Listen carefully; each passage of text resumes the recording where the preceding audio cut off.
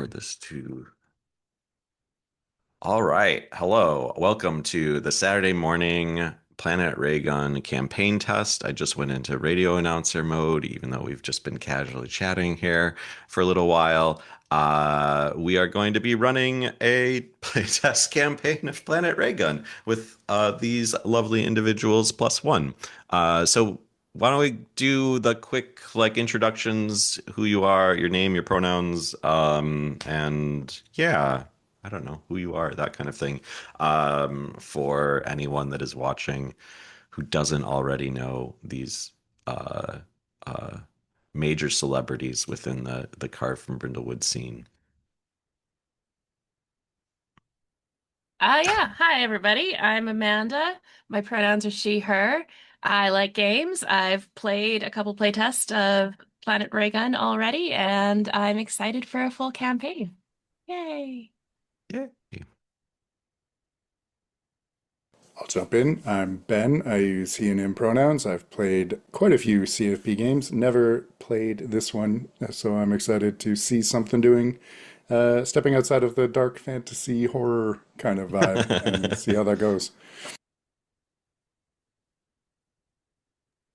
Hello, I am not Amanda.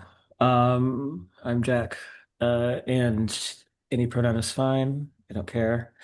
Um, I've played a few playtests of this, and this will be my first campaign, I guess. So I'm looking forward to seeing how it plays out.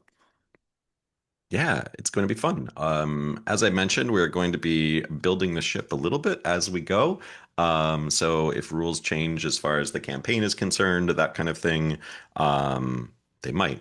Just get used to it. Sorry, everyone. But the core rules of the game are all in place and have been tested pretty extensively. So we'll still be looking at how those work in this particular iteration, that kind of thing. But you can expect all of that to be pretty consistent with how the game will be released. But let's talk a little bit about what the game is with CATS, the current version of how I am describing this. So CATS stands for concept, aim, tone, and subject matter. Let's dig into it. Concept. Prepare yourselves for a daring adventure across a pulpy retro science fiction universe. Your crew of characters will attempt to complete a string of absolutely ill-advised heists, thwarting a menagerie of villains and sovereigns. You'll gather assets and creatively assemble them into intricate plans, inventing novel incursions into impenetrable fortifications. Move fast, break things. This is the Planet Raygun way. Aim.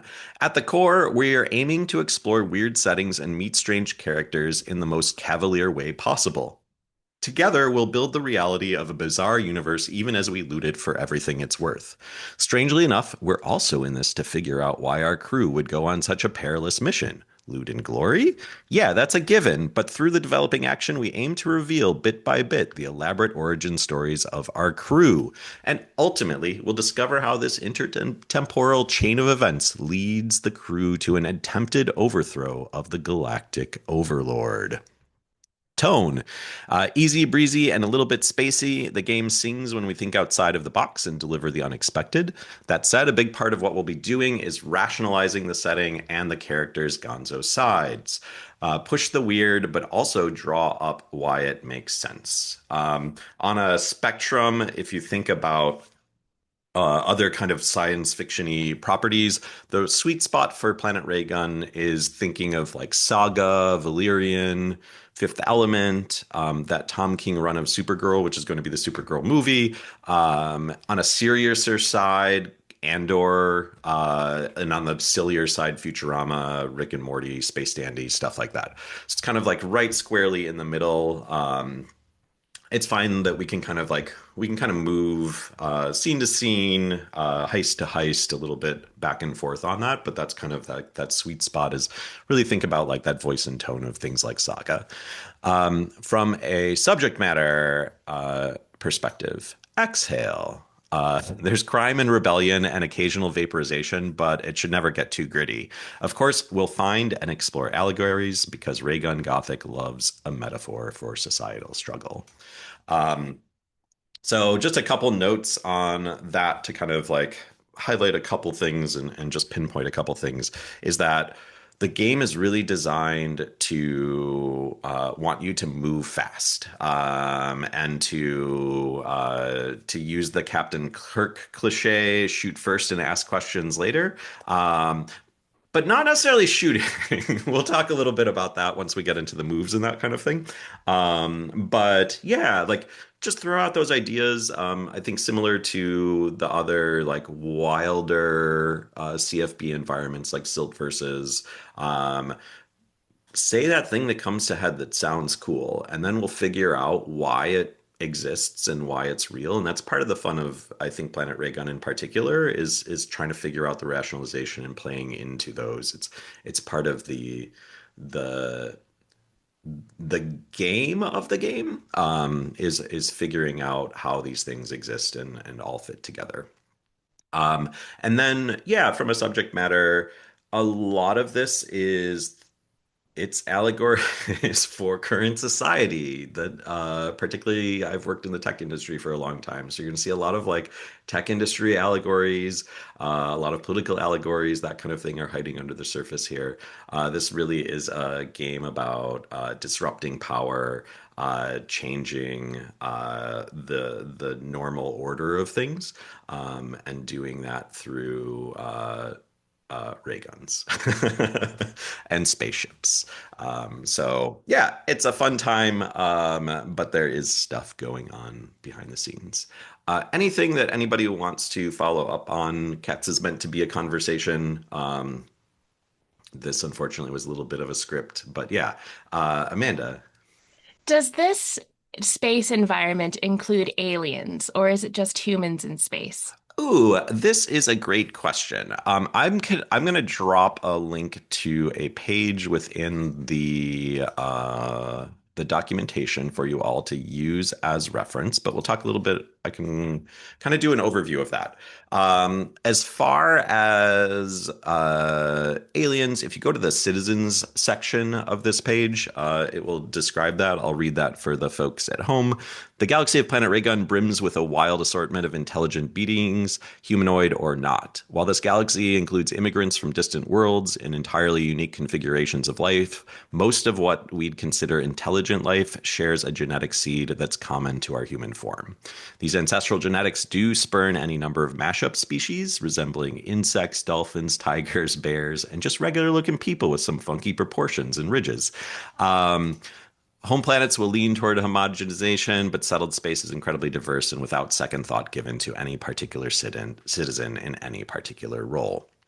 So crews are kind of assumed that you will like play a character that is effectively human, or at least humanoid, that you aren't going to be like some kind of strange floating glue blob that can't talk, like that kind of thing.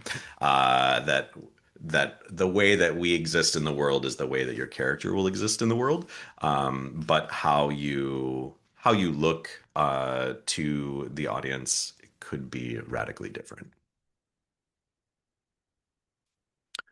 Cool. Trying to think if there's any other notes on the setting. Oh, I think one other note is that uh, uh, technology is not just not just indiscernible from magic. There is no magic.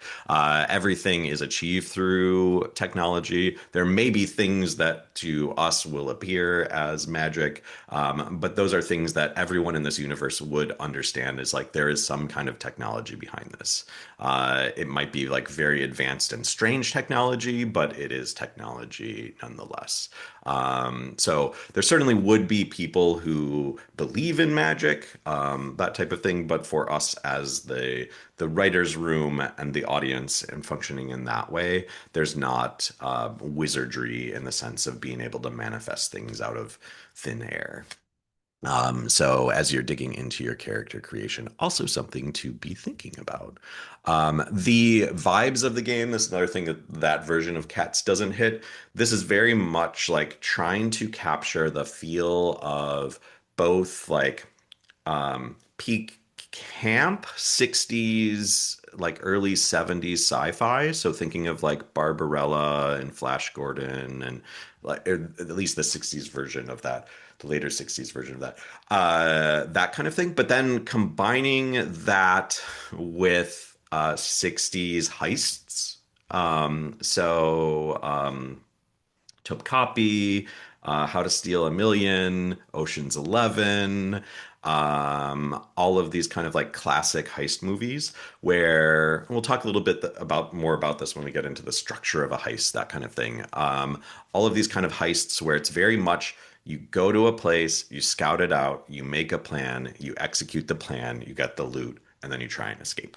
As opposed to more contemporary heist plots might and I think Blades in the Dark is a good example of this, are going to drop you in the middle of the heist, and then you're doing like flashbacks to understand what happened, that kind of thing, to lead up to the heist. This is more of like the classic structure of like, what are these unique skills that each of these people have that are bringing to it? Leverage is a contemporary example of this kind of like heist plot, or yeah, even some of them Fast and Furious movies, that kind of thing. Yeah, cool. Anything else anyone wants to talk about right up front here to get a sense of? And we'll dig into all of this. We'll kind of like be building the space and building the galaxy as we go. But let's dig into character creation, if that's cool with everyone. So we've got our character keepers. I'm actually going to pause the recording at this point, and we'll be back with characters in a little bit. And we're back. And we're going to meet our crew. Our royal is not here this week, but we have the rest of the crew. I'm actually going to start with our traveler. Travelers are kind of the superhero intergalactic explorer of the bunch. Kind of your Barbarella, Buck Rogers, even like your like Luke Skywalker, that kind of character within the crew. And Jack, I believe you have our traveler. So yes, I'm playing the Traveler. Name We got is really quiet all of a sudden. Did I? Am I Little still itty quiet? bitty voice. Little itty bitty voice. Hold on.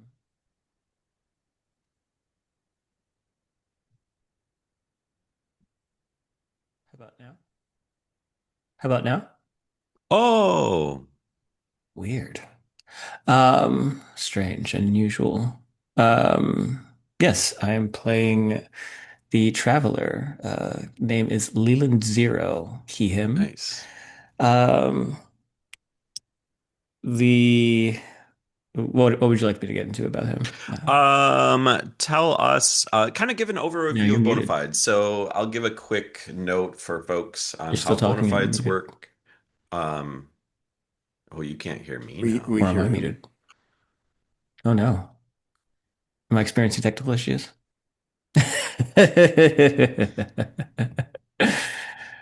I gave you voice, but I took away my ability to hear. Hold on. Could you keep talking?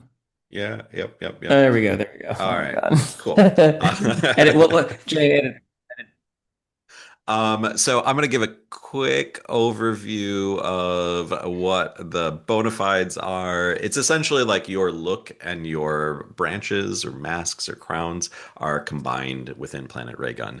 So what everyone's going to describe is they've selected a few. The list is a little bit longer than what they've selected, but these are essentially the things that we, as these characters meet, as we, the audience, are seeing, we as the audience are seeing these characters for the first time. They're the things that stand out to us most, the things that we take note of, and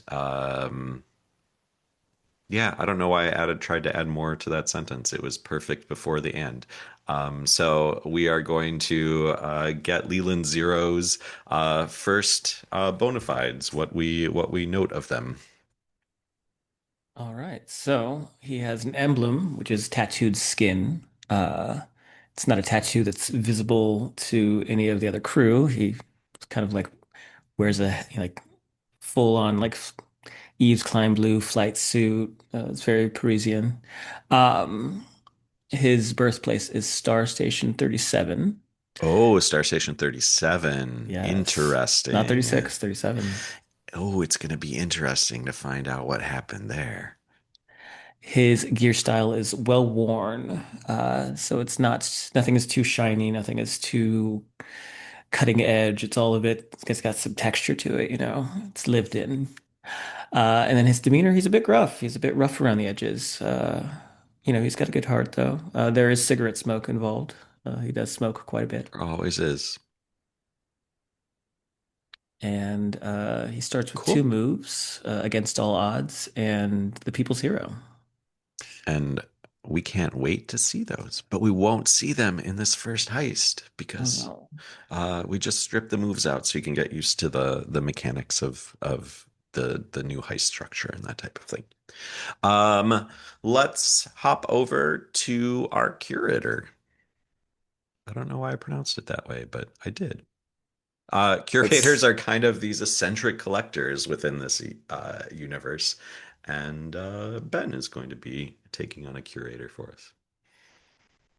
uh, a curator, if you're fancy, will be Carlisle Lapointe, who goes by the alias Hijack when Ooh. Carlisle Lapointe is too long to say.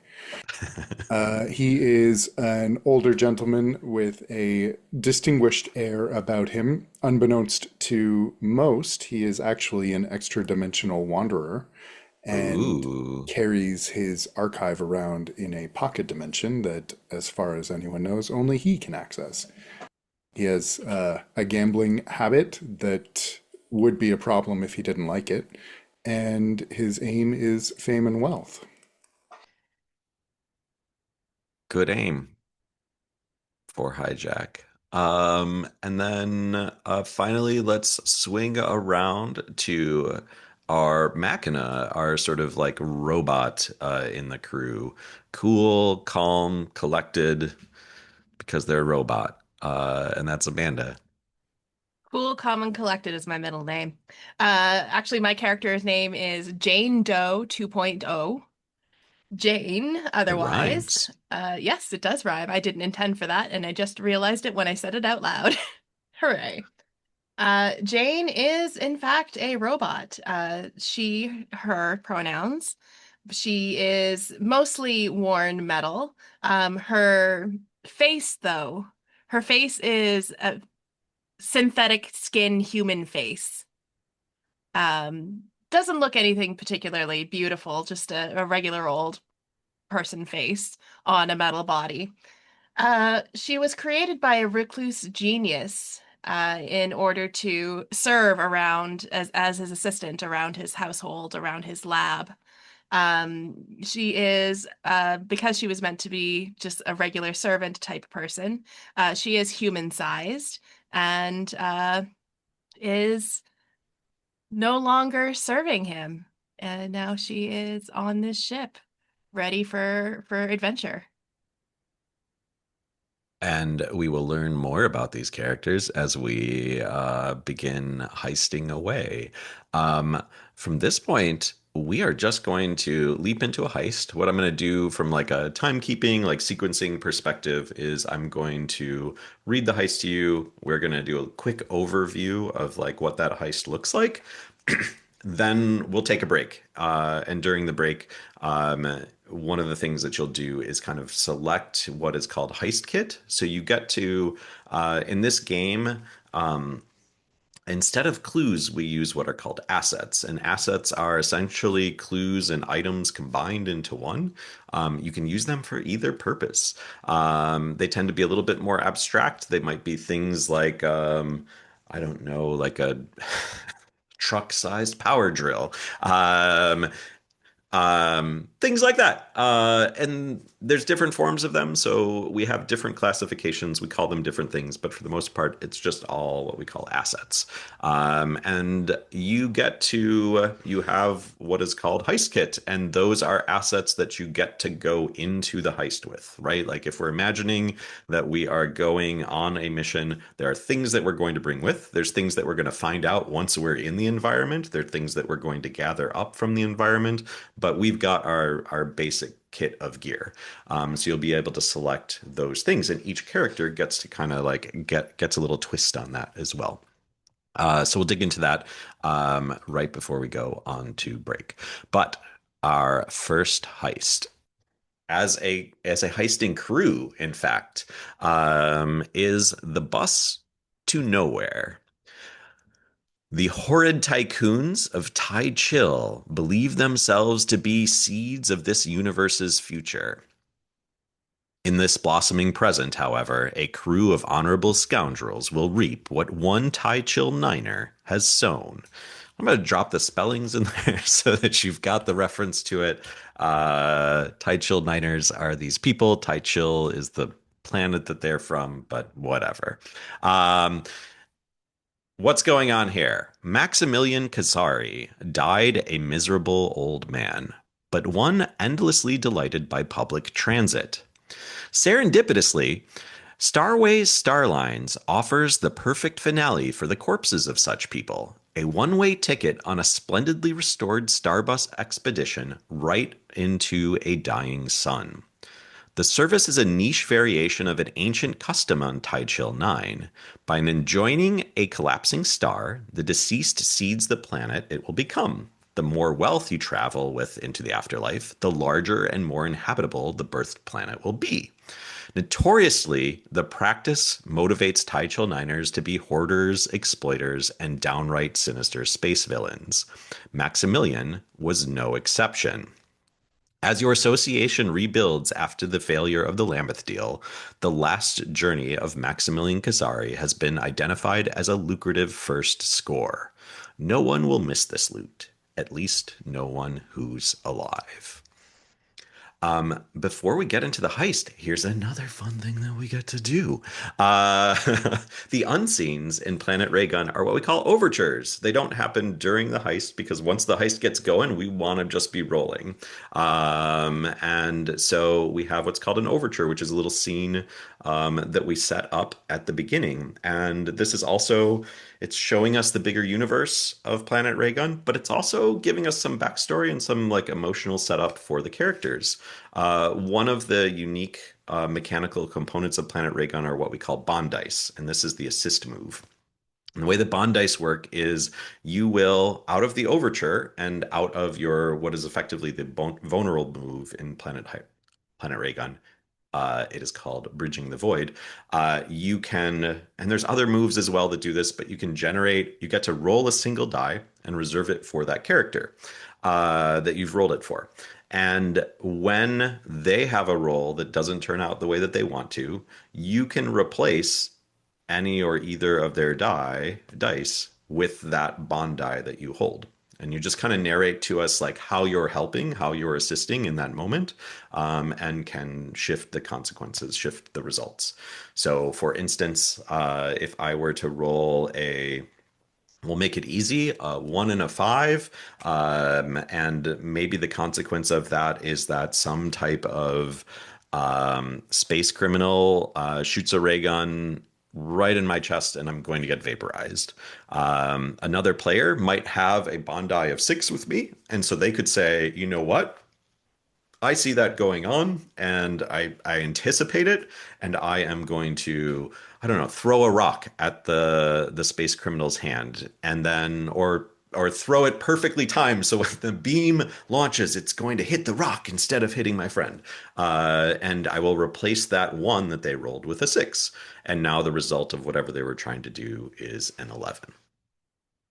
So it's an extra resource that you have to escape danger. Um, yeah, it's fun. I shouldn't say that it's fun. You'll find out if it's fun or not. But the way that we establish those is through the overture. So it is this little scene that we'll set up, and these are in a call and response format. it'll be pretty natural here as I get into it. So, the overture that we have today is the shape of ships. Thousands of association ships were obliterated in the collapse of the Lambeth deal. Instead of custom manufactured vehicles, the association's reforming crews have had to make do repurposing illegal racing skiffs, space school buses, and casino cruise barges for use in galactic heisting.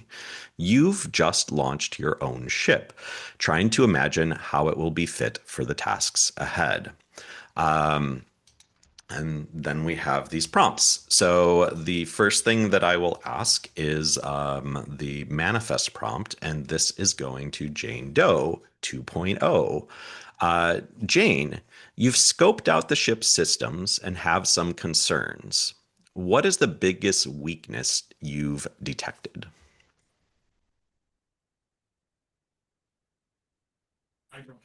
There is a problem with the engine manifolds where if the ship goes too fast, we might actually not be able to slow down and we'll just be continuously going faster and faster and faster into space for eternity.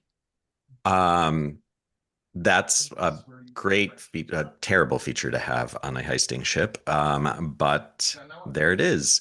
For the rest of the crew, uh, everything seems fine to you.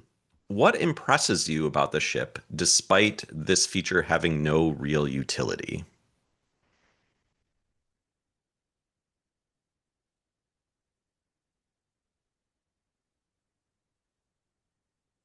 The ship's lights and environmental systems are cued to old Earth's time cycle.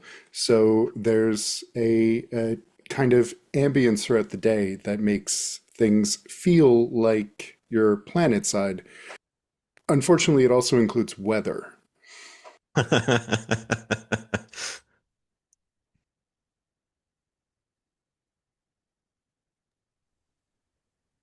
There is,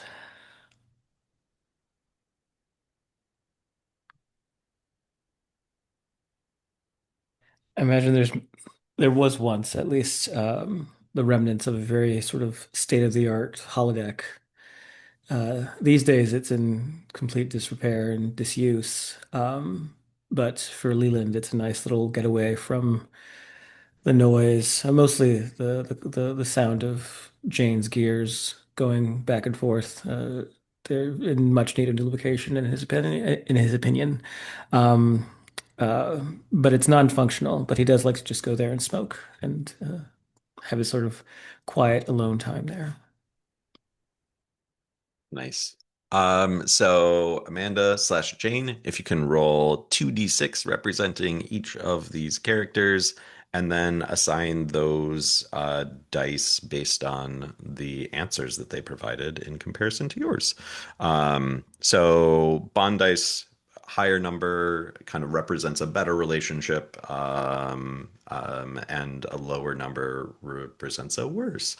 If you roll a one, you can re-roll it for what it is worth. I got a And five and a six. we're rolling Oh, three though nice. because we have a royal, right? Do I roll a Uh, third? Not for this heist. So when we get Okay. Robin, we will Oh, okay, figure that gotcha. out. Yeah, man.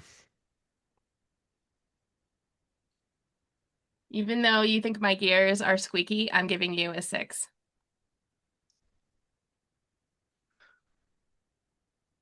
I appreciate it. Next up for our curator. Why do I keep saying it that way? uh, Now that you said it a couple of times, you're just going to keep saying it. It's stuck. uh-huh, uh-huh. Hi, Jack. You know ships like this were designed for a use other than heisting. What was that purpose?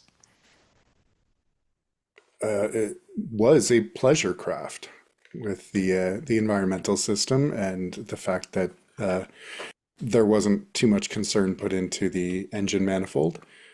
Clearly, this was the equivalent of a yacht. Nice. For the rest of the crew, what evidence of that previous use have you found in the ship? Beyond what has already been described, of course. There is absolutely a pleasure room on the pleasure yacht. What does a pleasure room entail? Well, you see, because she's a machine, she doesn't really understand the specifics of what's going on in this pleasure room. There's a lot of like feathers and there's a big pole. It doesn't really make a lot of sense to her, Okay. but it is a pleasure room. Um, it's just it's not necessarily a part of the ship itself, but it seems to have been left behind and it doesn't belong to anyone here. Um, but there's an old space yacht's captain's hat that's just been sort of discarded, left on the dashboard of the front. Um, yeah. Lovely. So Carlisle, if you would like to roll those two bond dice and associate those with your compatriots. That is a 4 and a 6. Nice, nice rolls. I will give Leland the 4 and Jane the 6. Try and balance it out a little.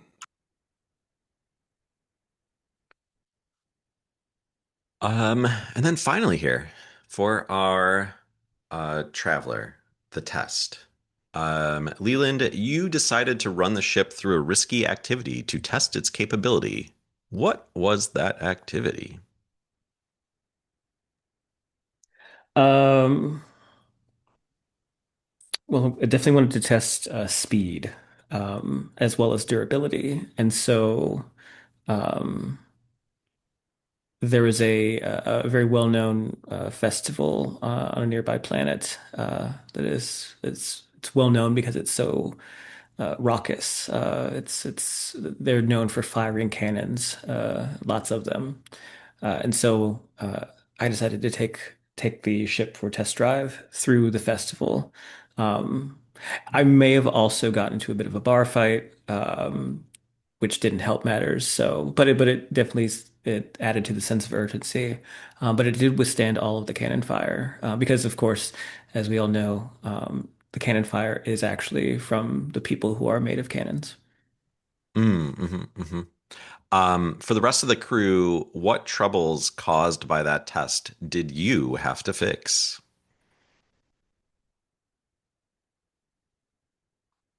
We absolutely started spinning out into space. I managed to slow us down by blowing off a piece of the ship with an explosion. Uh, and it managed to I blew off a piece of the ship from the nose of the ship I exploded, and that was enough to slow us down, to so that we could at least stop and not spin off into space forever, Space Oddity style.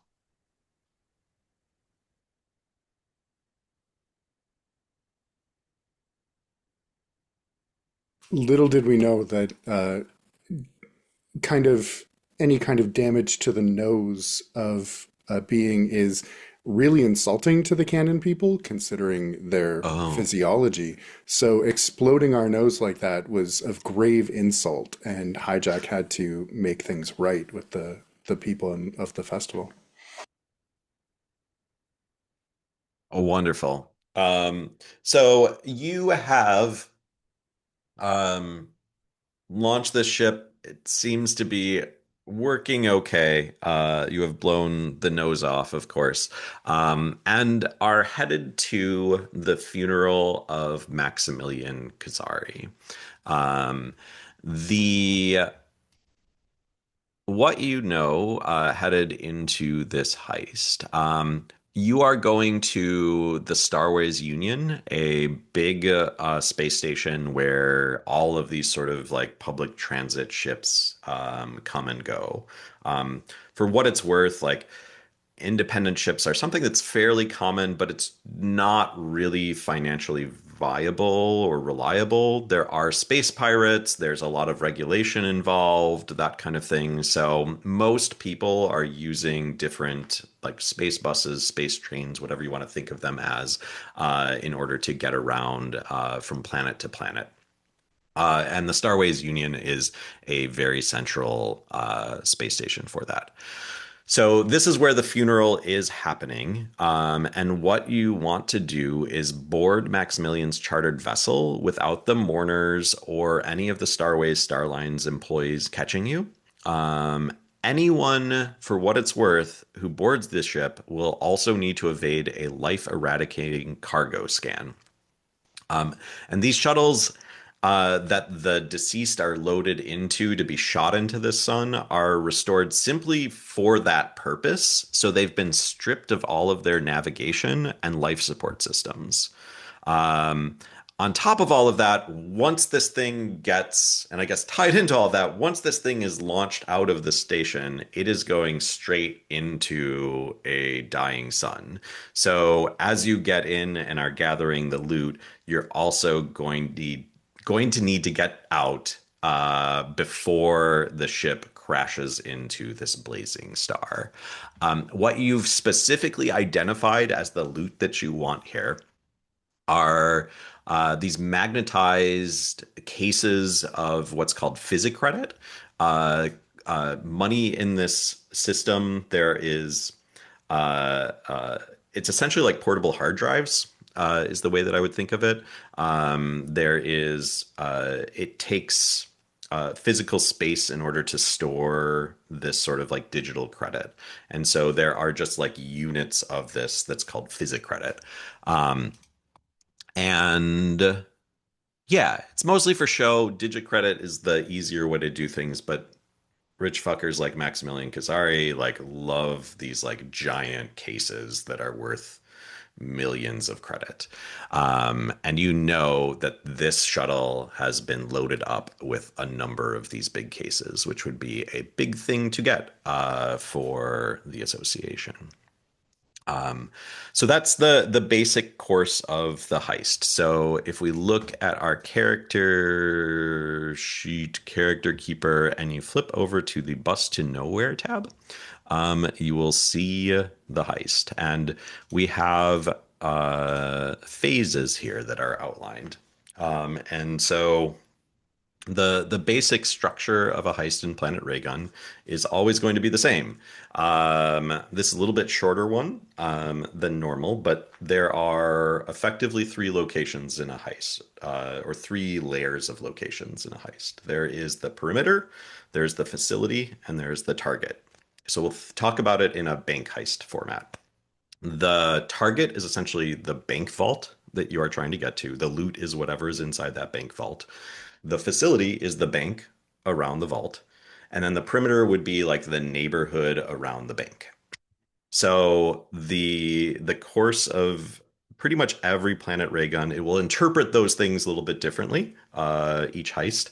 But the course of the heist will be you will go to the perimeter, so that neighborhood around the bank. You'll kind of scout things out, and then you will look to advance into the bank, and then there you can continue to scout things out, or you could go directly to the vault, but you're trying to get to the vault. And once you're in the vault, you'll roll just a really simple move to get the loot.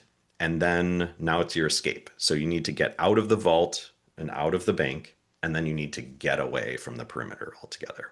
So that's going to be the basic course of every heist. We'll talk, in each heist, we'll kind of like lay out what's a little bit different about this, how is it framed, but that's the core structure so that you know. So we break them into phases, and it's get set, get in, get loot, get out, get away.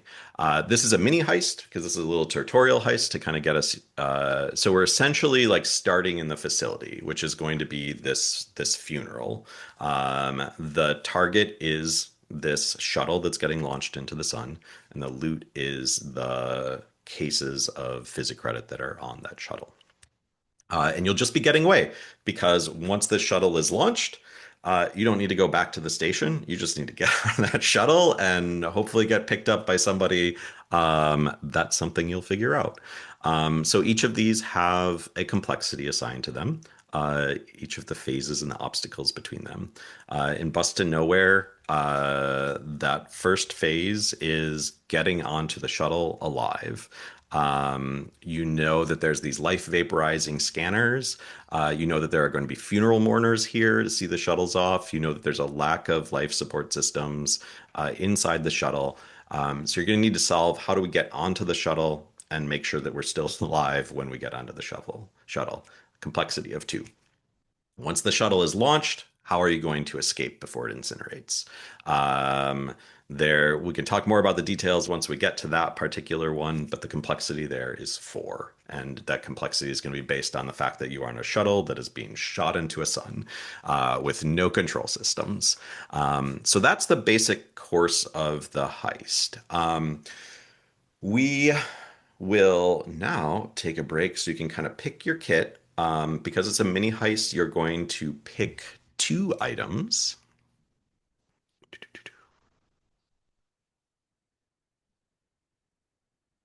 And the each of you have a special ability for an item.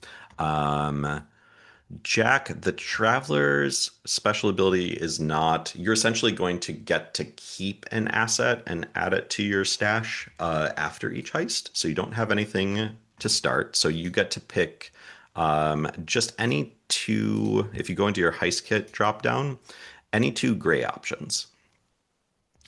Um, Ben, the curator gets an expanded list. So you also have these sort of like bluish gray options, which are a little bit more wild and out there. And you are able to choose one of those in addition to any gray tab ones that you pick. And then Amanda, you will, with your second, choose the Machina slot.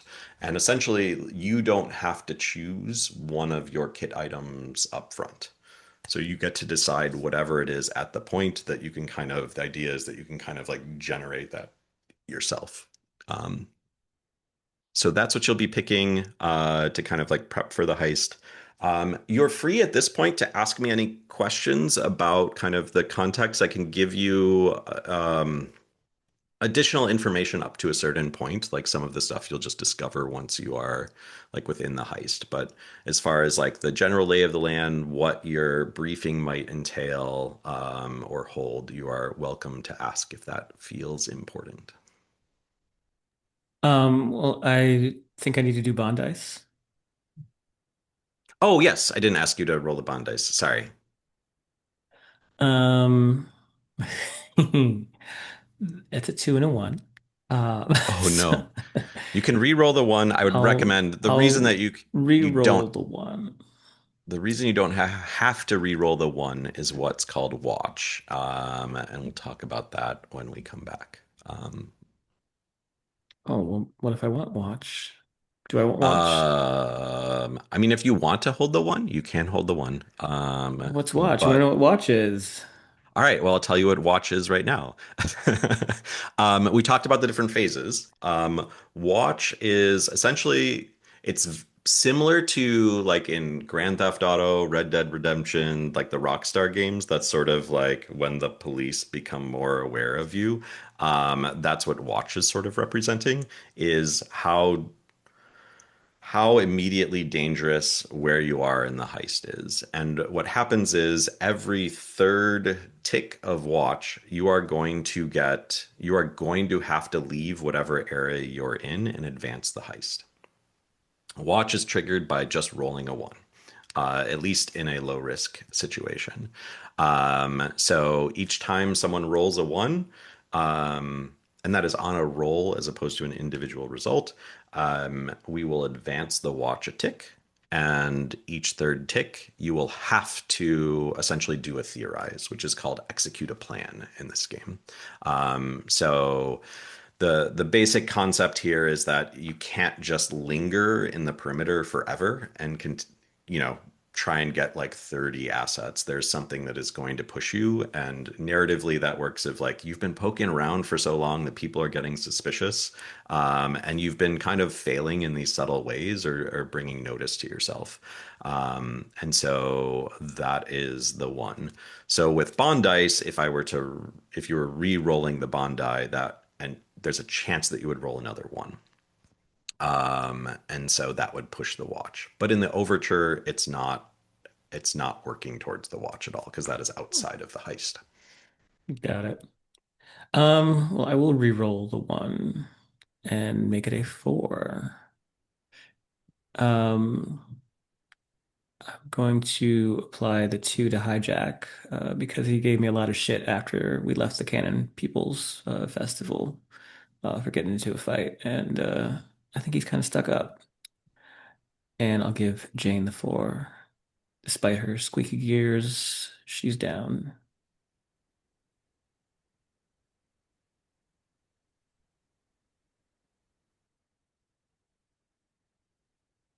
Okay. Um, why don't we take 5 minutes just so everybody can take a breath, so I can take a breath, especially get some water, bio break, all of that kind of thing, and then we will come back and jump into our heist scenario. Would you mind if we did 10? 10 is good. All right. Thank you. Yep. All right, we are back. We have docked at the Starways Union. As I mentioned, this is a uh, the primary hub for Starways Starlines. There are shuttles of all shapes and sizes transporting the galaxy's citizens far and wide. Um, as you all are coming in here, you're bumping up against other people. Like there are just bodies and cargo carts frenetically scrambling around the corridors. And you're making your way through the bigger station, and you finally come to this particular wing of the station, what's called the funerary station, which it's an older area of the Union. That has been converted specifically for these funerals for the rich and the wealthy, and particularly the Tai Niners. Um, and as you walk up, um, uh, you are getting a sense of the space. This has all been converted over for these funerals, and there are mourners that are arriving. And what they'll do is you can see that there is sort of a viewing concourse where the mourners will gather and they will watch the shuttles get shot off into the star. You also would know that there's presumably a loading dock here where the shuttles would get loaded up with all of this cargo. That happens pretty close to the funeral itself. So that is going on while at the same time these mourners are gathering. And you are walking into this particular station. Help me paint the scene here. When's the last time you traveled through the Starways Union? What evidence of your passage surprisingly still remains?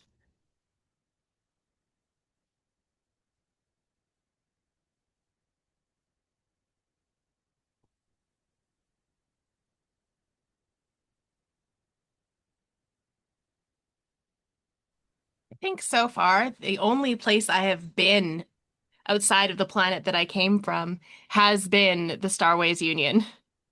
I Oh, went from the really? Starways Union to the ship that we're on, back to the Starways Union. And I think I can see evidence that I have been here by um, using my mechanical eyes. I can see the residue from my footsteps still on the walkways. They don't mop as often as you would think. Oh, interesting. What kind of residue is this? There's a certain particulate that is found on my home planet that is in the dirt. It is sort of a pinkish reddish ground, like the dirt is sort of a pinkish reddish color.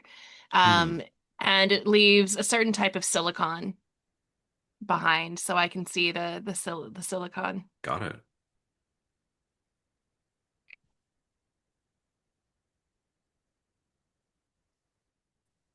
I'm sorry, could you repeat the question? For sure. When's the last time you traveled through the Starways Union, and what evidence of your passage, surprisingly, still remains? Um,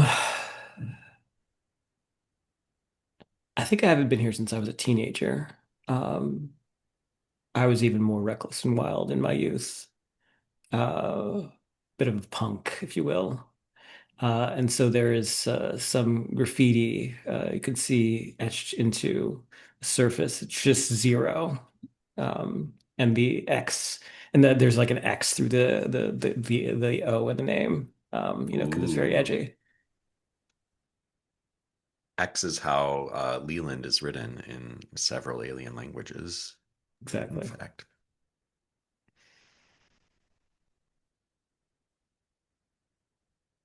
Carlyle's travels take him through the Union quite frequently, but the sign that he's been here isn't so much like residue or um, uh, any physical thing left where he's been, but his frequent flyer miles is just incredibly impressive, especially given all the turmoil. Um, Love it. So yeah, you're walking up to the funerary station and you see these like insulated wailing booths. So sort of like phone booths where people are just mourning their departed. There's the station is this part of the station is decorated in all these Art Deco patterns, like a very like classic railway station kind of look. And you see these Starways Starlines employees kind of mindfully attending people as they come in to mourn the deceased. What are you all looking to do? How have you split up your duties here as you are heading into the funeral area? I think my goal is to get to the shuttle that is going to be blasted into the sun and try to figure out a way to steer it so that we can just steer it back to our ship rather than, Oh, okay, okay. So you're probably headed down to the loading dock yeah. to kind of figure out. Yeah, so the yeah, perfect.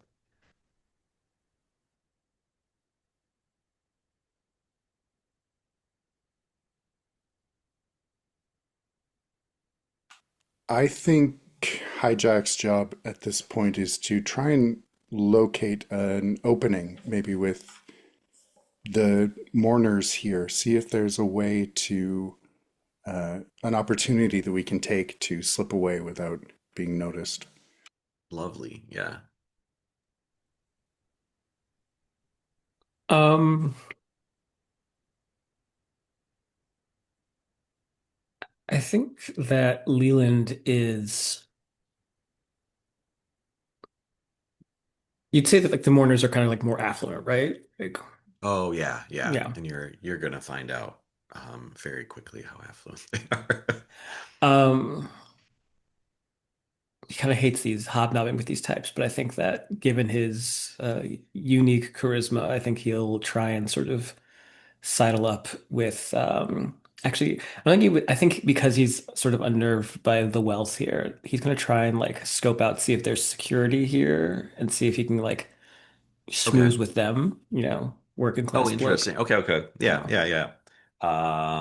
I love it. Um, I kind of want to open up on this funeral scene as Carlisle as Hijack is stepping into it. You are walking towards the viewing concourse, and I think you get a sense even that Um, the attendants are scanning people who are like coming in to just make sure that they're in the right place, and they see your frequent flyer miles, and they're like, "Oh, this is a fan of what we do here. Regardless of his connection, we're going to give him all the access that he desires." And so you're walking up to this viewing concourse, and what you see are just floor to ceiling. This floor to ceiling window that overlooks the launching dock. Um, and the mourners are all gathering here. There are these clusters of esteemed family and associates of Maximilian, and they're kind of forming into these little clusters and then reforming as what you quickly realize is that they are negotiating how to gain more wealth and influence. So these are all business deals that are going on. There's something that's kind of sneaky and slimy about the entire affair. Help me paint the scene here, everyone. What morning custom occurring on the concourse makes you realize Tai Chill Niners view each other as rivals despite their tight relationships?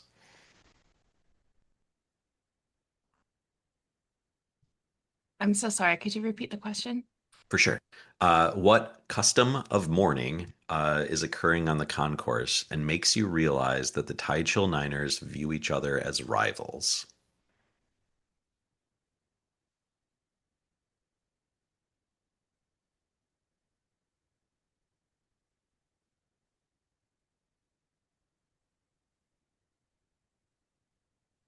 There is obviously a competition, not stated, of course, but implicit, for just who is the most performatively sad.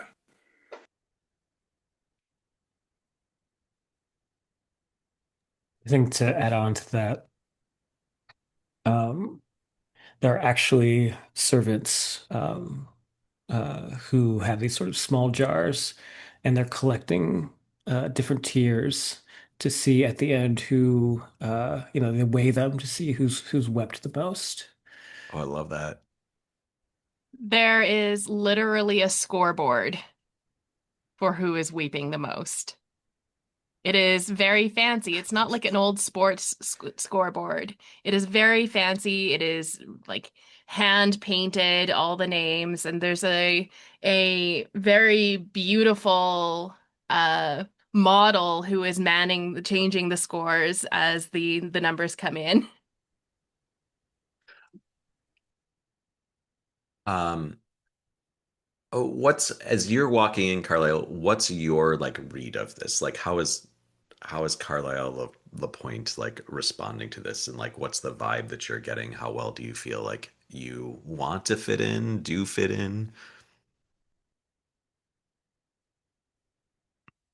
I think, in terms of just outward appearance, he looks like he fits in, the expensiveness of his outfit, the regal bearing, the snootiness. But he's not part of this community and he's not going to try and compete. So there is a bit of outsiderness to him because he's Hmm. not weeping to have those get on the scoreboard. Yeah. As you're kind of like observing this and mulling on around the edges, you kind of feel like a shoulder kind of sidle up to yours. And um, this person kind of like leans over, not so much a whisper, but just kind of like indicating that they are definitely talking to you. It's really something, isn't it? There are many somethings here. What are we speaking of in particular? And you look over, and it is what seems to be a Starways Starlines employee, but is dressed very eccentrically. Is not in kind of the standard like security and attendant outfit. Um, has chin length hair, a green tartan blazer, and is wearing these glasses that have are made of microscope lenses or what appear to be microscope lenses. Um, and says, I myself would have rather put Mr. Kazari in a Starcore voyage, but he was really stuck on the expedition. Would Carlisle know whether that the voyage would be an upgrade or a downgrade? I think you would. I feel like as a curator, you would probably, I mean, it's up to you, but I feel like it would be pretty common to know this kind of thing for someone like yourself. Well, Maximilian certainly liked to make a statement, and what better one to make than to avoid needless, ostentatious waste?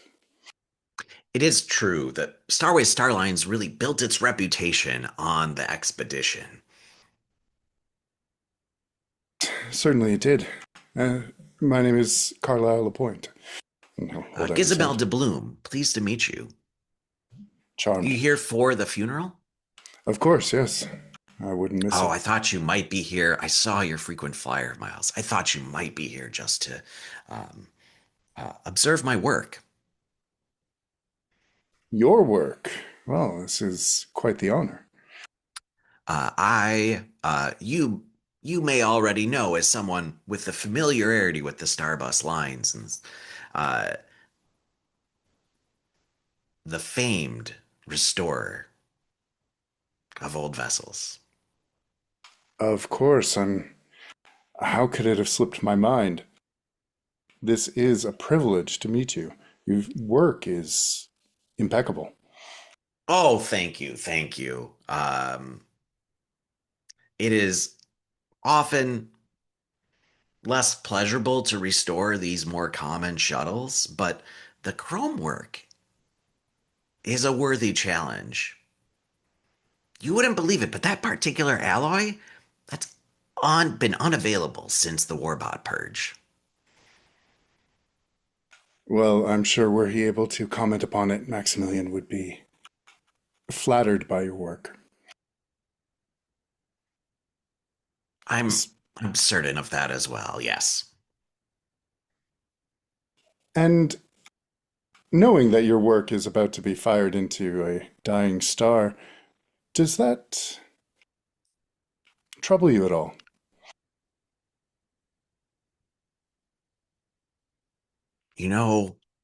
I think all great art, uh, if you love it, you have to let it go. Um, Art is meant to be disposed. It's meant to be destroyed. We can't hang on to these things. What a philosophical outlook. Oh, I try.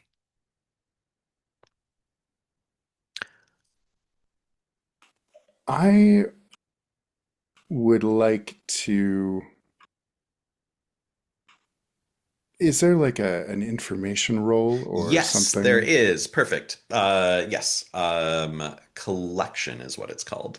And that is just simply when you are, yeah, pressing for information, investigating a scene, looking for some kind of value out of something. So, yeah, if you let me know kind of what you're looking for or how you're pressing for that from this particular character, we can lean into that role. Any kind of useful information that we can gain on perhaps weak points in the restoration for Ooh. later access in or out. How do you think you're like leaning into like that particular detail here? Maybe slyly inquiring whether there were any parts that maybe are visually fancy and restored, but structurally not so much. Oh, nice. I love it. So yeah, let's do a collection roll with presents. Since it's the first run of this, I will do that thing of reading the move. It is collection here. When you work to discover an asset that will aid in the heist, roll 2d6 plus whatever the stat is.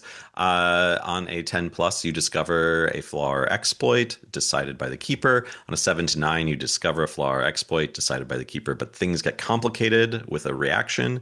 And on a 6 minus, instead of discovering the flaw or exploit, you face a keeper reaction. On a 12 plus, you also get what's called a campaign hit. So in Planet Raygun, um, essentially, like anything that is like a campaign level event is just triggered by a 12 plus. So it might be evidence of the Galactic Overlord is kind of the big thing. So that would be like a mastermind clue in another game. But then there's other stuff that can happen based on the particular campaign structure. So we just say it's called a campaign hit. Um, so that's what's going on.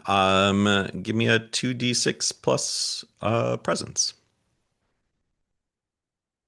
That's a 6. That is a 6. Now this is a situation to bring up bond dice of we'll kind of like talk through the situation, but if somebody what are the rolls, what are the dice on the 6 as well? A 2 and a 4. A 2 and a 4. Cool. So because there's not a 1, we avoid a watch tick there. But if somebody does want to bump up the result, they can. Otherwise, I think what's happening here is I kind of want to play it out. Like, what's your, what are you specifically asking Gizmo to bloom? Because I don't think he reacts well. So if we're going to bump it up, it would have to be myself or Jack that bumps it up, right? Yes, and for what it's Yeah. worth, you don't have to be in the scene. You could kind of set it up as a flashback of like this is advice that you left with Carlisle. At some point, it could be, or it could be something that's happening in the present, but it could be happening in the past as well.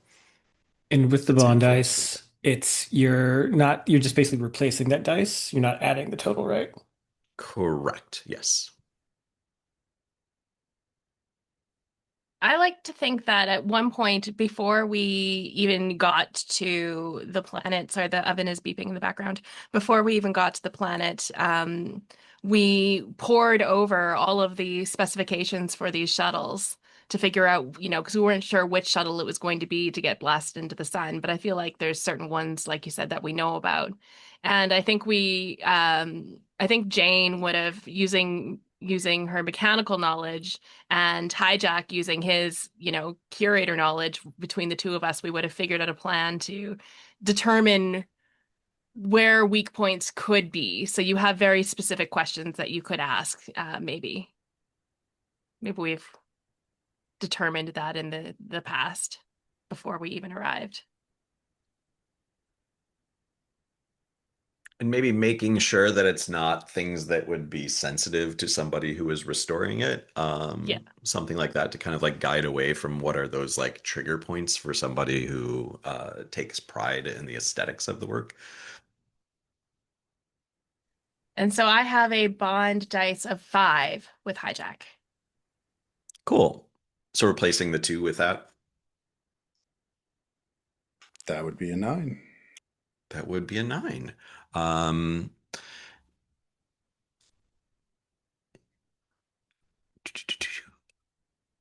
oh, up. Sorry, I lost my page there. Um,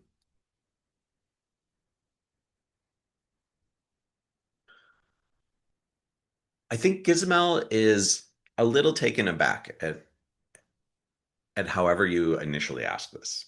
Um, are you saying that there are flaws in the work of a restorer of my stature?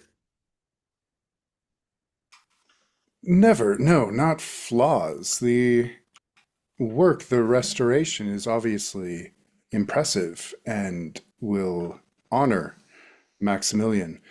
But surely some sacrifice had to be made to the structure of the ship itself for such a short notice. Well, I work incredibly fast and at a high level of quality. And if there is something wrong with that shuttle, it is not going to be anything that I did. The deck officers down there in the loading dock, the person who's in charge of this particular funeral, so many citations.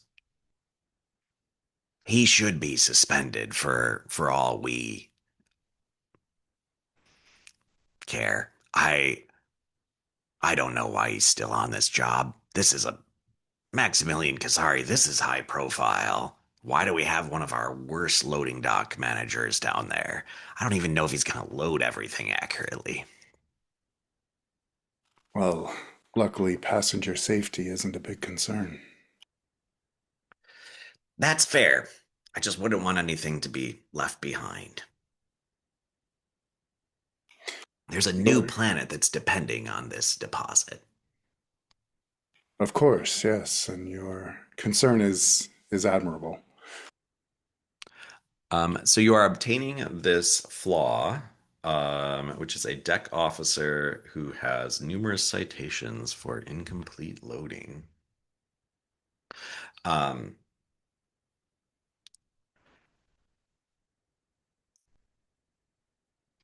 as far as a complication on this, um, I think it's going to be that uh Gizmel's kind of glommed onto you. You are like, as you sort of get this information, maybe you're even like, oh, it's great to meet you, I'm gonna head along my way. You just find that Gizmo keeps on coming up to you and is like, and I think it ties into that little bit of offense that he took, and so he just keeps on everywhere you go he's just popping up and is like, you know I did that restoration in 30 minutes. I had to pull different resources from all across the station, had to call in a bunch of favors, just things that you do not want to hear. So I think shadowed by Gizamel will be the condition that you take care. Right on. Um, let's cut over to Leland. Leland, is you are kind of you're looking around, you were trying to sidle up to security in some way, right? Yeah, just finding the blue collar folks, the working class Yeah. folks, you know. Yeah. Um, Maybe like there's an area where like they're taking a smoke break or something, you know. I think, yeah, you see a couple of Starlines employees. They are wearing these sort of Navy-inspired uniforms. They have time management implants in their kind of cheekbones, you can see. They're wearing these white gloves as well. And they are, yeah, they're standing around smoking cigarettes kind of down the hall from the station itself. Can I pull my light? Uh, and one of them looks at you and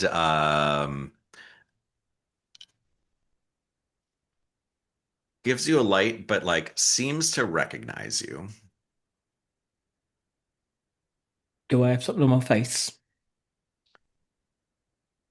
Well, well, well. Look who's back. And you happen to be standing next to one of these zeros with an X in it that's scratched into the wall. Oh, I'm afraid I don't know what you're talking about. Oh, you thought we'd forget, did you? He kind of sheepishly like doesn't look over his shoulder, but his eyes sort of crane over and he sees the his masterwork in the periphery. Forgot what you did? To Uh, Bernice? To all of us? Mate, I don't know what you're talking about. This is my first time here. Unless your name is Leland 1, this is not your first time here. My name's not even Leland. It's Oh, your name's not no, Leland. And no, he's it's like tapping the X. no, no, mate. It's Bruno. Bruno Bruno. Mars.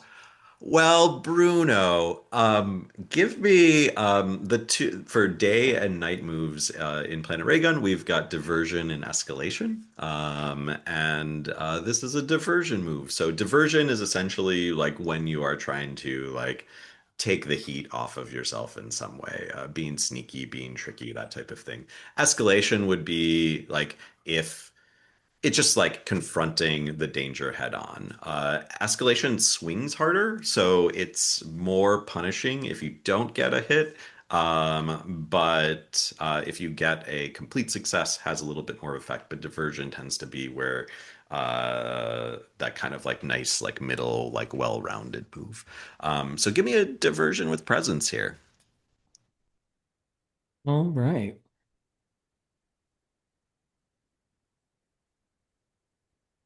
That's gonna be a 7. Um, Let me pose the option to you.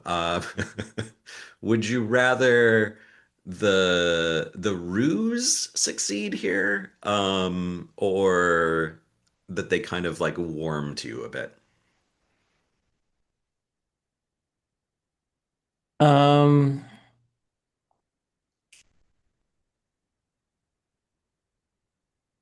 I'll say that the ruse succeeds. Okay. Yeah. Um, I think then one of the others kind of leads in and is like, Alphonse, I don't think that that's that Leland Zero guy. What did you say your name was? Bruno. Bruno. Yeah, Bruno. I don't know. If my name was Leland, Bruno would be the last name that I would come up with as an alternate identity. This guy doesn't even look like that guy. And Yeah, yeah. I don't look Alphonse like that person I've never met before. Alphonse is like just staring at you and kind of looks over and is like, I'm gonna go check the tapes on this one.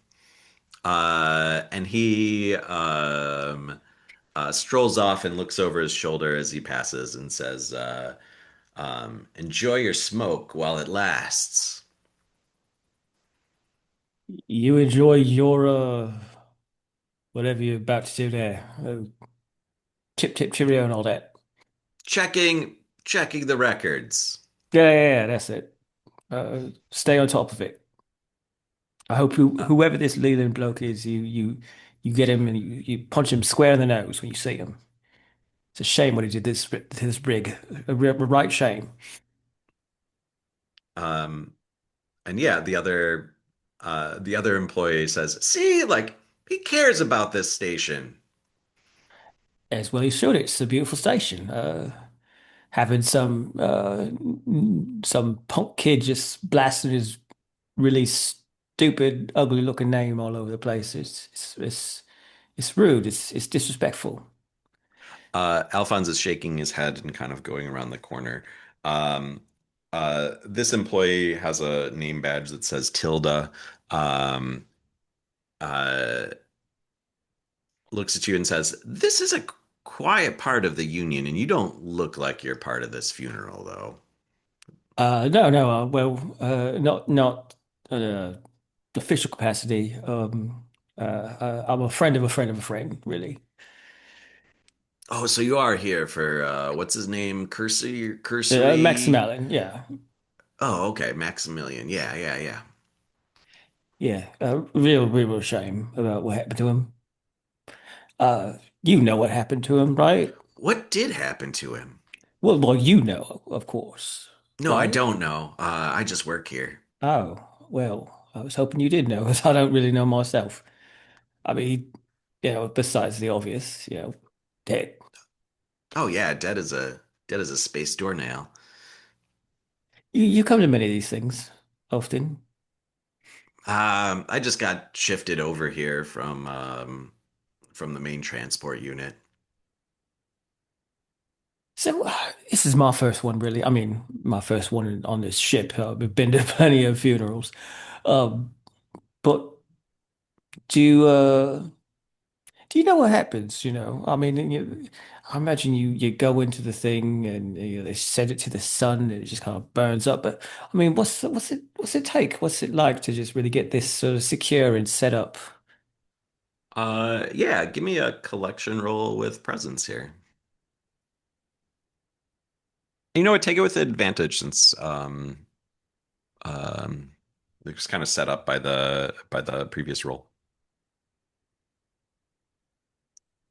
What does with advantage mean? Oh, advantage means roll three dice and pick the highest two.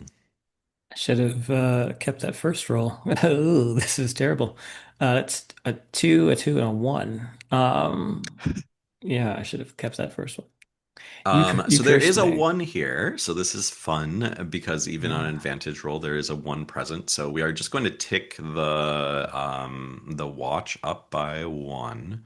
Like I said, every three ticks means that we are forced to do, or not, I don't want to say forced, but like pushed to do the execute a plan on the immediate objective. Um, but yeah, it is a four. Um,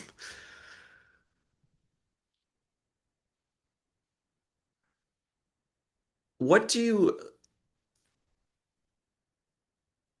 This is something I probably should have asked up front, but like, what are you worried about in kind of like the information that you're pushing here? Like, what are you afraid might happen as you are trying to play stupid on this whole situation? Um, do I want to go with the interesting thing or the thing that makes sense?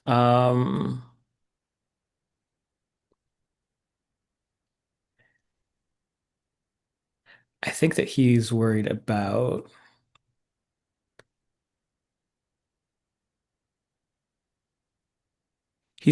more questions from Tilda and not being Hmm. able to sort of control the conversation. Mm-hmm.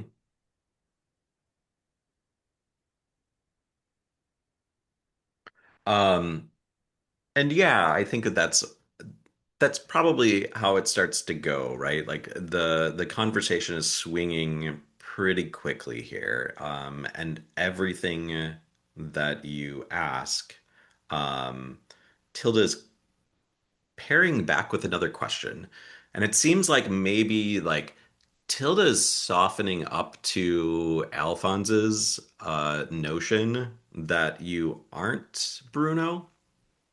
In fact, you hear the little click of a walkie-talkie. Uh, Tilda,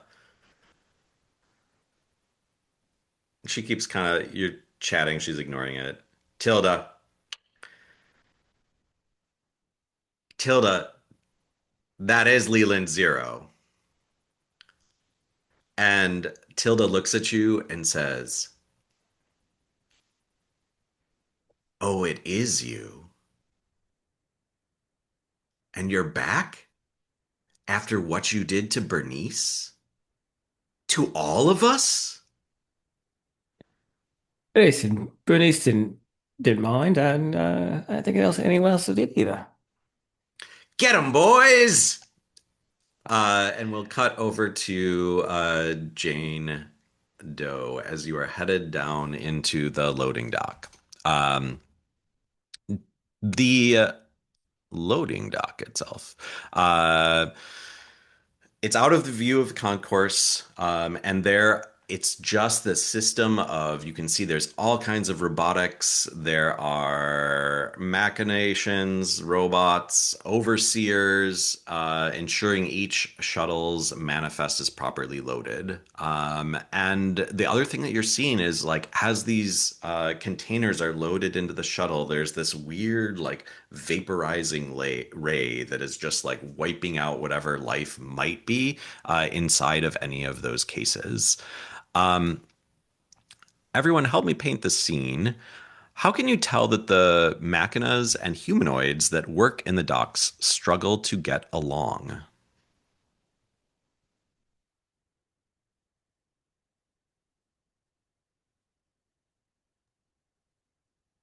The robots often speak in binary and just a bunch of zeros and ones.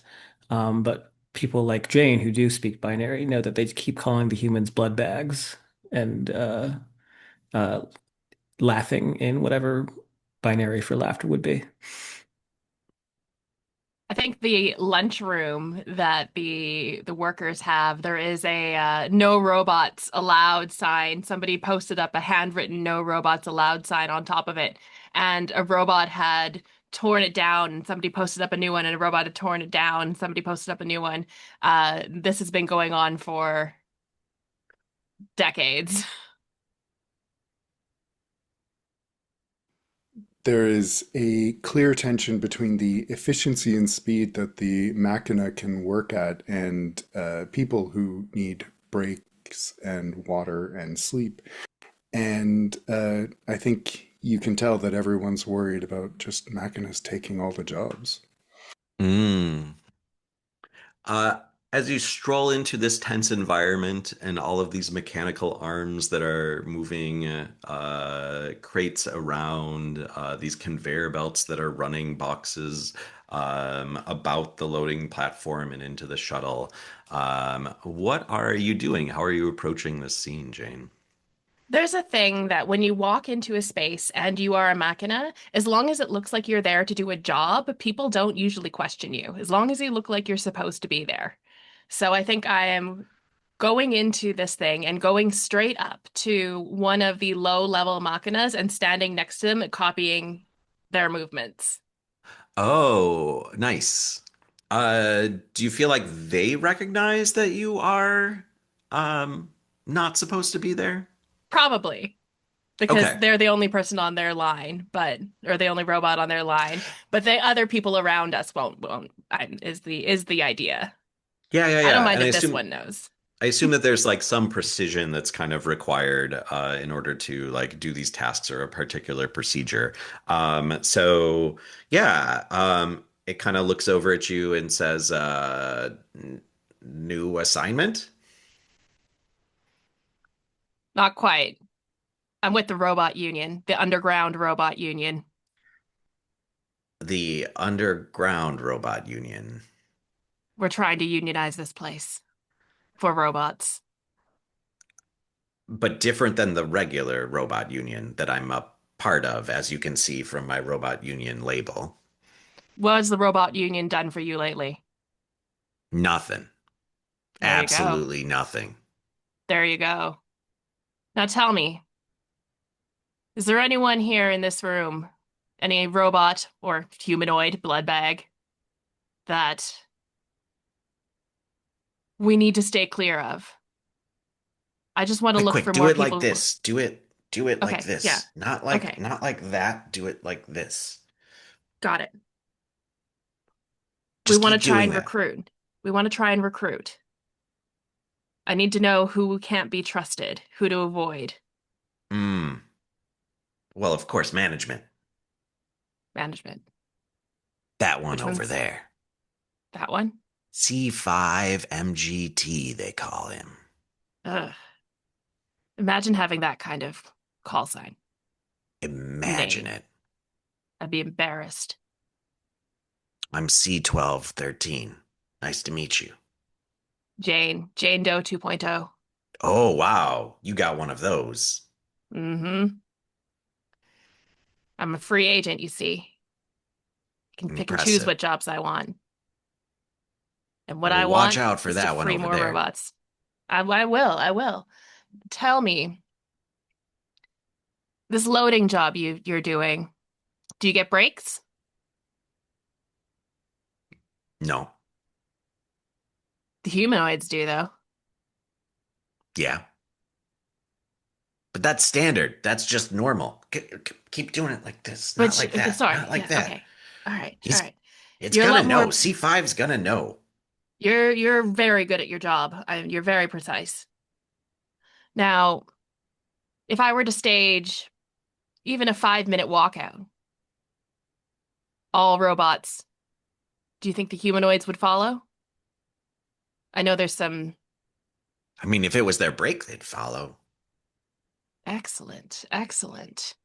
Because why should humans be the only ones to get a break? That's Robots fair. deserve a chance to oil their gears, rest their feet or wheels. Rust our feet? Why would we want? Rest. Oh, That oh, means okay. not have to be using. You have a weird accent for a robot Yeah? or a machina. Yeah. Where are you from? I'm from a little planet you wouldn't know, out in the boonies. It's called Booney 2. Yeah, I've not heard of that one. Yeah, it's Sounds not like you even just Booney made that 1. up. It does sound like I just made that up, but it is real. Mm-hmm, mm-hmm. I'm a robot. I don't lie. That's you're kind of outdated then, aren't you? Yeah, very. All right. So if we were going to stage, you and I, we're going to stage a walkout on the next humanoid break. We're going to have all the robots walk out with us. Management will have to come because they'll want to see what's going on. It'll Mm-hmm, only be mm-hmm. 5 minutes. You won't get in trouble.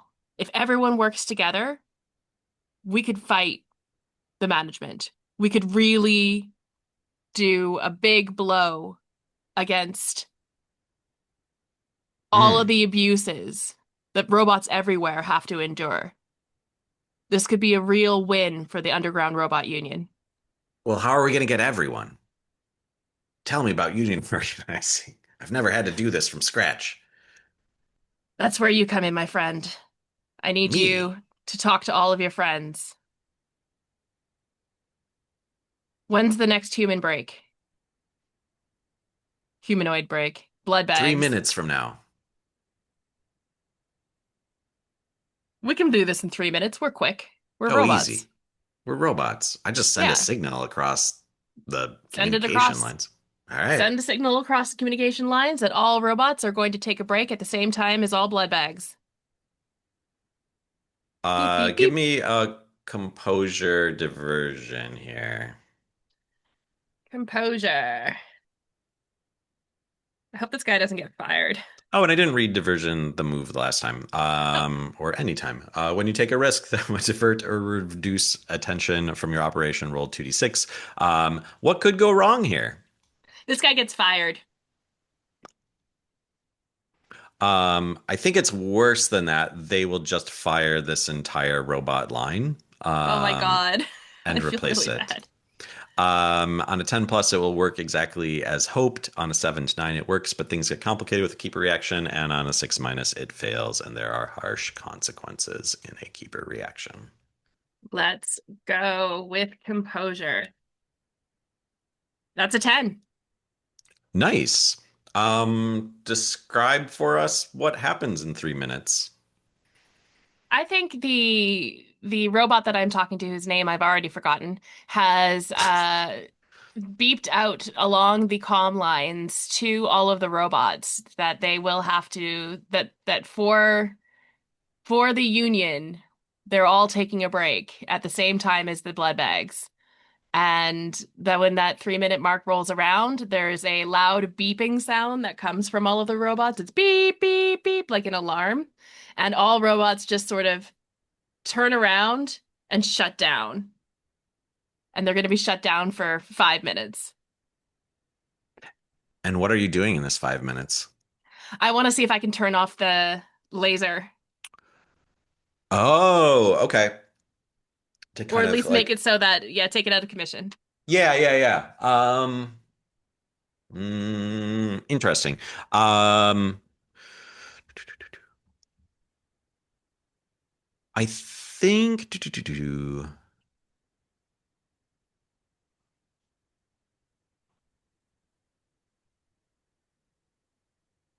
Yeah.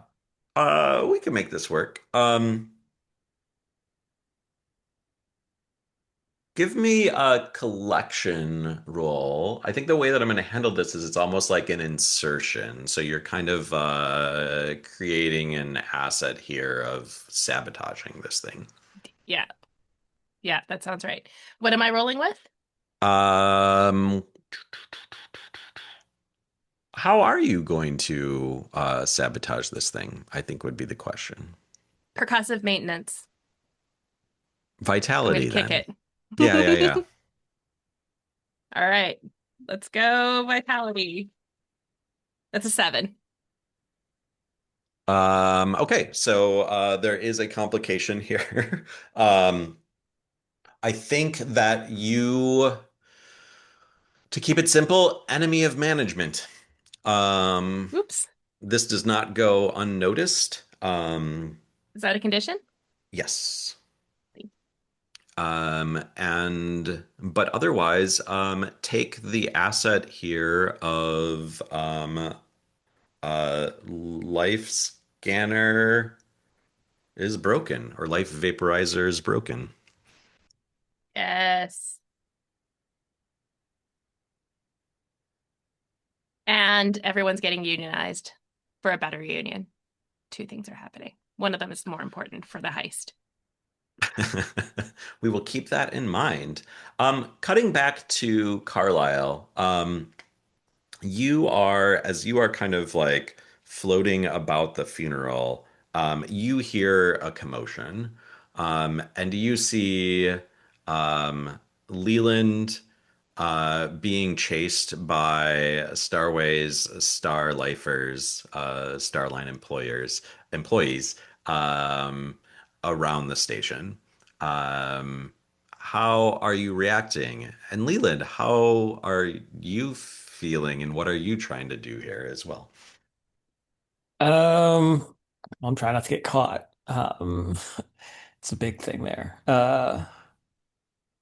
So yeah, I think Carlisle would just see Leland running as fast as possible, being pursued by a bunch of stuffy, white-gloved employees who are now back on the clock. And I imagine their cheek implants are probably like blinking. Do the heist kit items only get used during the heist proper, or can they come into You play may use earlier? them here as well, but like when you spend them, they're spent. So you don't get to use them on the heist, but it does give you advantage on whatever role you are trying to achieve. Then I think as Leland is running by, Carlisle's going to try and slip him the time break. Ooh. Hopefully, help him create a bit of more distance between himself and his pursuers. I won't say no to it. Would you like to use that then, Leland, to escape your pursuers? I would. Give me a diversion roll with advantage. It feels like it's vitality here. Okie Um, doke. and what do you fear could go wrong?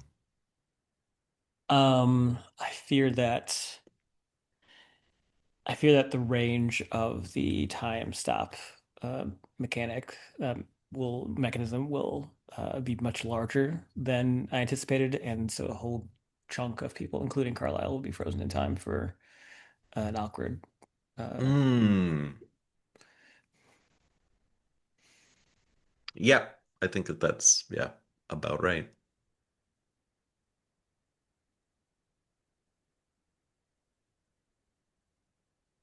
ooh, okay. What's this with? This is with vitality, I think. Vitality. Okay, The pursuit aspect, and then the time break is giving you a bit of it's extra time, is how I'm gonna imagining it. be 11.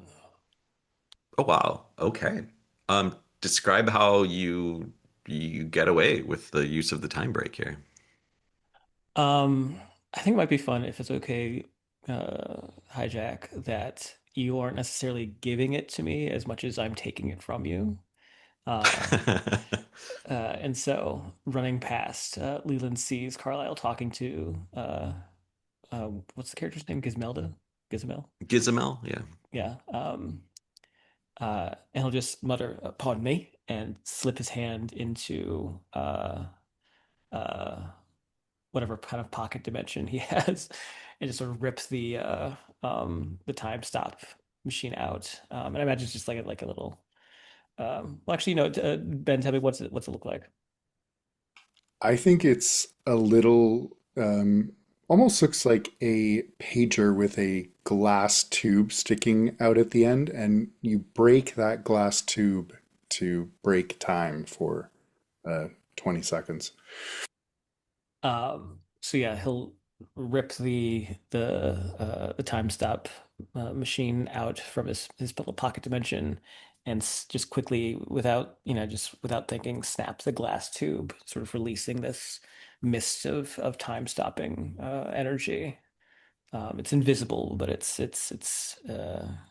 noticeable to at least the people within this range, this tight range. He doesn't stop though. He doesn't stop running until he's out of the area. Um,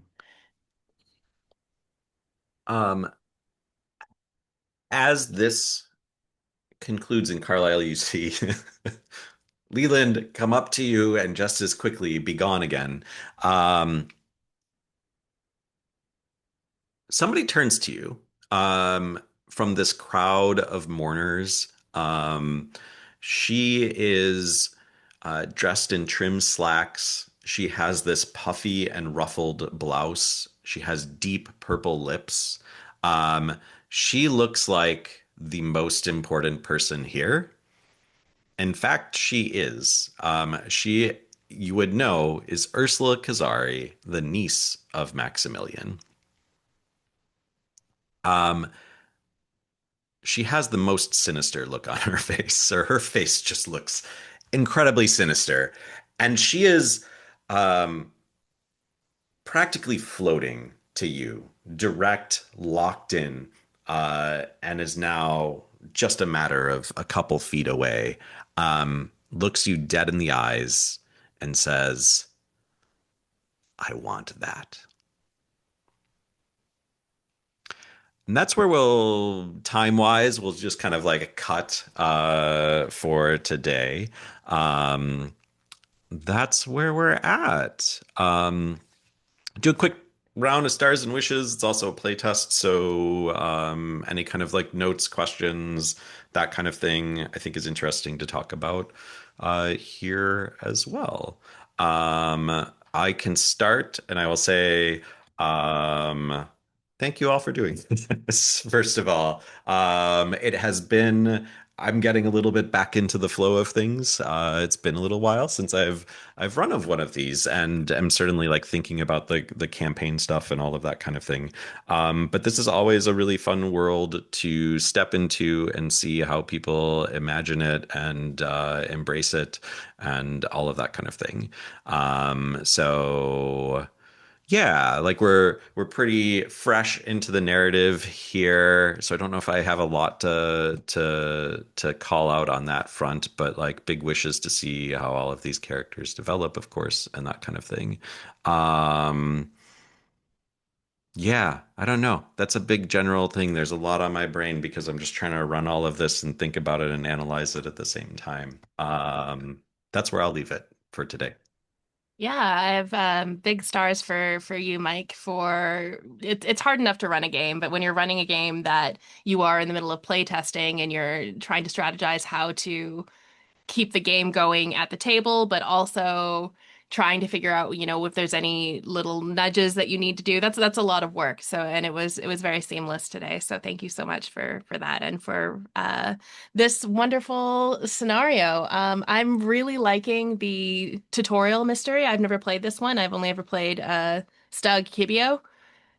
So this is a lot of fun to try out something new, and I like the idea of this sort of stripped down just a shuttle to nowhere. It's a very clever way of introducing the players to the game. So that's really great.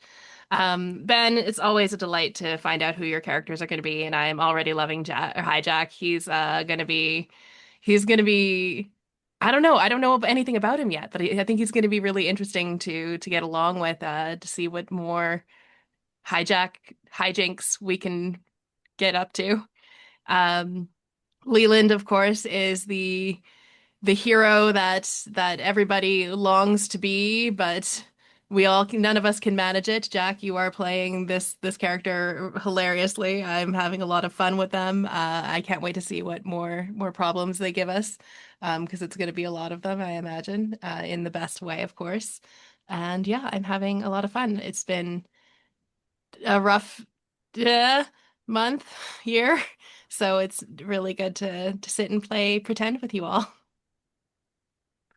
These are to jump off what you said there too, like Leland and Carlisle are very like suave versions of their respective personas. So it's fun to see how that is playing out and how that is going to play out. I think that's the first time anyone's ever called Levin suave in his life. Um, He's more suave than other travelers, I will say that much. um, yeah, no. Always a good time to get back into the ray gun. Yeah, star for you, Mike, for putting this together. I've done this one before, I think, but it was a very different vibe.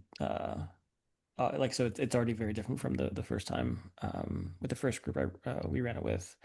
Um, so I'm very curious to see how things continue to play out, and to for myself to continue to sort of notice the differences and approaches. Um, but yeah, I think the characters are all super fun right now. I love Jane trying to unionize uh, Indeed. the robots. Um, I think that I'm really into Carlisle's sort of like it's a very specific reference, but the Dos Equis guy. he's he's got that kind of like cool, sexy, suave of a kind of vibe, which is very different from a lot of the curators I've seen in the past who have been a lot more like eclectic and eccentric. He's got kind of like a almost like a um, kind of a chicness to him that I think is going to be interesting to see him play. Um, Very interested to see how he, of course, plays against Ursula, because I think I remember her from last time and she was pretty fierce. So seeing those two personality types play off each other is going to be fun. Um, my wish is for Jane to see her robot revolt to its fullest, to see to reap the harvest of that, and for Leland to figure out what the hell he's doing. For me to figure out my Cockney accent. It's been a while since I've had to do one. I wasn't even going to do it at first; it just sort of came out. So apologies to Rob for when he has come here. But you know it's fine because he's already tormented us with French accents, so it's fine. Um, yeah, no. And then yeah, I'm super curious because I've played this one and I played the Theranos planet one, Yes, and which so has changed a lot since that oh playtest as really? well. Okay, Yeah, so yeah. I'm really curious to see how that's changed and to see other heists that I haven't gotten a chance to play through. Um, yeah, just it seems like a fun group crew. Yeah, just curious to see where it goes. I will echo what has been said about the game and your running of it, Mike. It's the characters, the NPCs have such character, and there's such a Mobius vibe here that Mm, feels like it's coming through in even the concept of this heist. So it's going to be a lot of fun to see where it goes. Uh, Jane Doe, I'm looking forward to seeing how, yeah, this works out for your robot character, and also looking forward to seeing the three of us together and Rob and see how we function as a crew when we are working more directly together and not just stealing from each other's pockets. Leland getting into almost immediate trouble and the hijinks there was great, and looking forward to seeing how, as the kind of heroic traveler, what that how he got that reputation and how it holds up to this what we're seeing of him now. Um, yeah, this is good fun. Looking forward to seeing where things go and how our royal fits into things when Rob's here. yeah. I'm particularly curious from like a playtesting perspective here. I might stop the recording here Bye. From a playtesting perspective, because I'm working on that chapter that's the sort of like coming from Carve from Brindlewood, like what are the things that I need to communicate so that you get the shift? Like what is the same, what is the different in a condensed way? So I'm kind of wondering because this crew is like very familiar with Carve from Brindlewood. Um, what are the things that are like feeling, are there things that are feeling like different that could use that you felt like you could use more explanation on or more context on? Are there things that are this makes sense. Like, what is feeling natural from a car from Brindlewood perspective? What is feeling a little bit more like obtuse of like, oh, I might need to, even if you're confident that it will work, that's sort of like, this is going to take a couple sessions before I can kind of like groove into this based on how different it is. Um, Especially for, yeah, part of the context is that Jason's about ready to start playtesting this as well. So making sure that like I'm giving him the right information coming into it as well, I think is going to be helpful for the life of the game. So that's where I'm curious about your sense and your vibes on that. One question I have, as we haven't seen any of the bona fides used yet, is what happens when you use them all up? Is unlike the other CFBs where they kind of march you towards your demise. Is there a thrust for the character in these? Yeah, like this is working. It's an interesting question. So I'm really interested in this campaign playtest, especially like if you feel like it needs more, because this game originally came out of like this was supposed to be like essentially like a one-shot game, and with multiple scenarios and that kind of thing, but with the expectation of you'd probably only play one or two heists in a row. So I'm building out this campaign structure. So the what I have right now is that your character's retired, and so there's essentially like a retirement prompt of answering like why have you left the sort of like the heisting business? Why have you left the association? That kind of question. Um, but yeah, I would be curious if you feel like it should have more that's like particularly ingrained into the persona. Um, all these personas started out very, I think Amanda, you played the original version. And there was basically like it was essentially just stats. The bona fides were the bona fides were, but like there weren't the moves and the extra story and all of that kind of thing. So I'm sort of like layering that in, but yeah, like a little wary of trying to layer too much in as well. So yeah, that's kind of how I'm thinking about it, but it's very minimal for what Yeah, it is right now. if the bona fides stay the number that there are, I feel like that would feel lacking. If they are, if when you're done all of your bona fides, you retire or you leave the association or you stop heisting, there's only what, six? I Hmm. feel like that's Six it plus doesn't. four effectively because Okay. you'll have that sort of the crew ones Oh, I have forgot which I about don't those. think are Yes. in they're not in the character keeper. I should probably add them. I can send Yeah. the links to those. That's where the more like story is. Like Yeah. that's a 4 act story like that is kind of yeah, like here's how I Yeah. got here. Yeah. Yeah, that'll definitely feel more full for the character then. Yeah, I totally forgot about the crew ones. Yeah. Yay. But yeah, I could see um just adding like sort of a finale, almost like that the Silt versus thing of like flip the sheet and here's kind of like that moment. But I think I my forget, expect are like there other like there's not like heist specific bona fides, are there? no, there's not. Okay.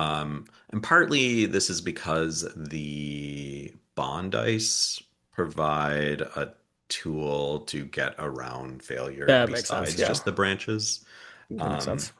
And then I think I also have an expectation that all the characters get to the finale, and the finale is what is deadly. Hmm. So that is where, like, the more resources that you've spent getting to the finale, the more likely you are to die in the finale. So the campaign is shorter, but yeah, I'm essentially picking up struggles from lands remaining, and you essentially like every roll, you are only rolling with one die, and you have to use some resource that you've saved in order to get the second half of your roll. Um, so survival is like there's a good chance that nobody survives, in fact, out of the finale, or a considerable. It's small but considerable. Um, but yeah, so that's I think part of it is like I design wise, I want all the characters to get there, but then I want that to feel really like epic and final. And there are hard decisions that are being made of like, do I use my resources to help someone else, or do I use my resources to, or yeah. And the four crew bona fides, those behave like those are ones that everyone narrates, but only one person gets the benefit of, or are all Uh, yeah, so it's your persona or your individual bona fides go to individual roles, Mhm. and your group bona fides go to group roles. Yeah, I So, feel like that if that's the case, then I still kind of feel like six is probably still a little small, okay. especially I mean, we'll see during campaign play, Yeah, obviously, yeah, yeah, yeah. but I would anticipate maybe at least adding one or two more Hmm, hmm. individual ones, just because, sometimes the dice are just not kind. You'll have some keepers who will ask for more dice rolls than maybe is necessary. Sure. Yeah, yeah, Um, yeah. you know, so like you want to account for Yeah. that. And if the four crew ones are only for very specific circumstances, like you want, especially if like you don't want people to be dying until the finale, like having that cushion is not a bad idea. Yeah. Um, and then I think that was all I was gonna say. Oh yeah, I think it might be. I think because was maybe we talked about it either in Discord or maybe even at the retreat. But like because you had mentioned wanting that sort of like impactful finale moment too. Maybe there's something like like in Silverus is like a final prayer thing, or you've got the like final bona fides, which is like the sort of playbook specific sign off. Like, what does this Yeah. look like? Um, because each of them will make a sort of will have an exit that feels very thematic to that playbook. Right, right. So that could be something to play with too. Like if Yeah. you want, if one of those bona fides is that sort of like blood soak portal sort of thing, or final prayer thing, where it's a bit more thematic, specific to the themes of the playbook, and then you can add like maybe one or two more bona fides, just so that again there's the cushion there. Yeah. Because like not everyone's going to unlock everything too, right? Yes, exactly. And so having some extra choices is even nice. Yeah.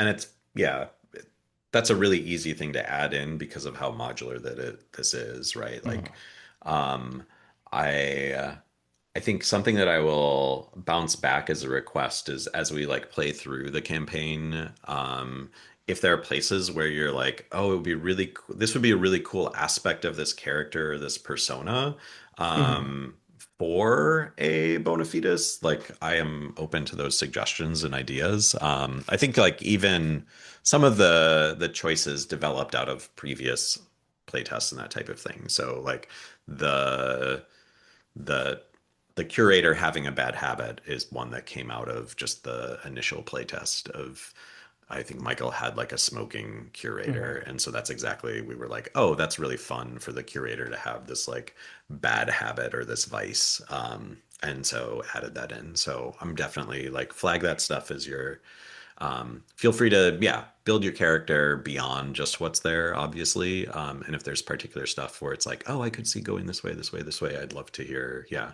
a little bit of how the personas are feeling as your skin as a character.